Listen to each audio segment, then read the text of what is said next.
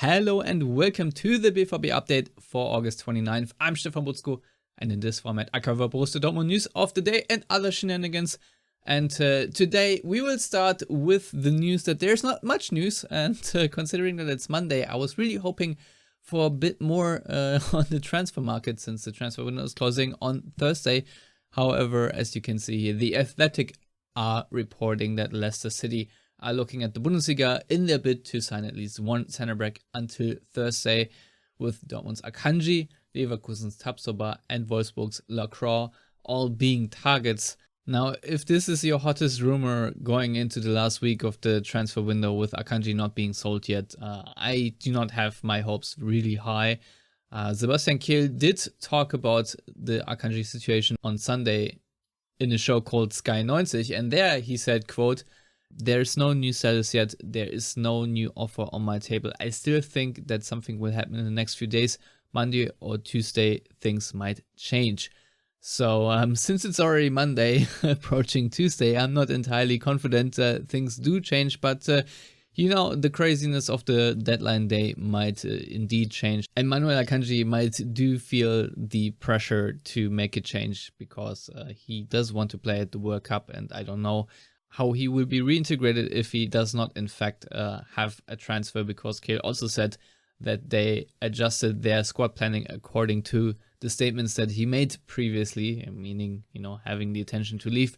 And Kehl also said a couple of things about Jude Bellingham, which are of course interesting, and about his future. And there he said, quote, "There are no inquiries yet, but certainly a lot of interest. I hope he stays with us beyond 2023.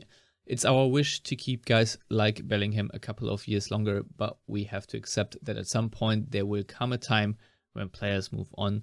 And in that regard, Sport 1 actually have reported that Dortmund want to up his salary in order to motivate him to stay a little longer.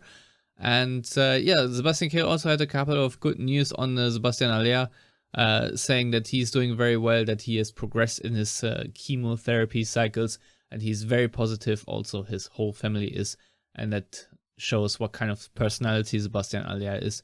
And yeah, lastly, he concluded, of course, we hope that Sebastien will come back as soon as possible. And he also talked about Niklas Süle, because I think by now you've read the quotes, but nevertheless, I'll read them again. And he said, quote, "His preparation was very short. He will have to face the competition. We have gained a lot of quality at this position. Nicolas wants to be an integral part of the team and be at the World Cup, but physically he still has to improve." So I think that's not an unimportant tidbit there, because Niklas Süle, of course, has struggled a little bit when he came on against Werder Bremen. And yeah, he, of course, right now is just coming off the bench because A, Mats Hummels is looking really good, and B, as Kehl just explained, Niklas Süle is not really in shape. I mean, short preseason plus being out 2 or 3 weeks with a calf injury, I'm sure does the trick. So I'm hopeful that Niklas Süle can get there quite quickly.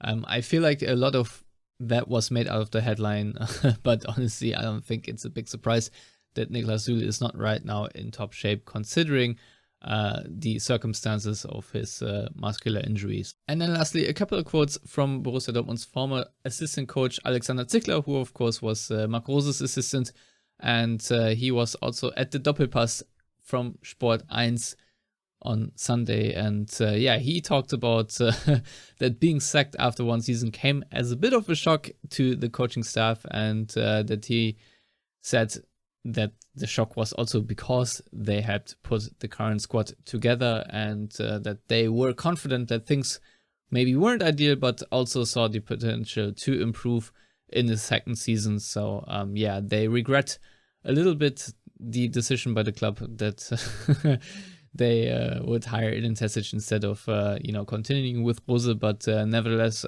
he says that the team now has a lot of quality, and that he is very positive about the development that Dortmund are going to take in the future, but also said that he could still see a couple of the gremlins that bugged them in the previous season, for example, in the game against Werder Bremen, and said that, defending with all 11 men at some points is maybe a bit tricky for the players and this team. So, yeah, obvious take, I would say, if you ship 52 goals in the last Bundesliga season. But yeah, this is pretty much all I have.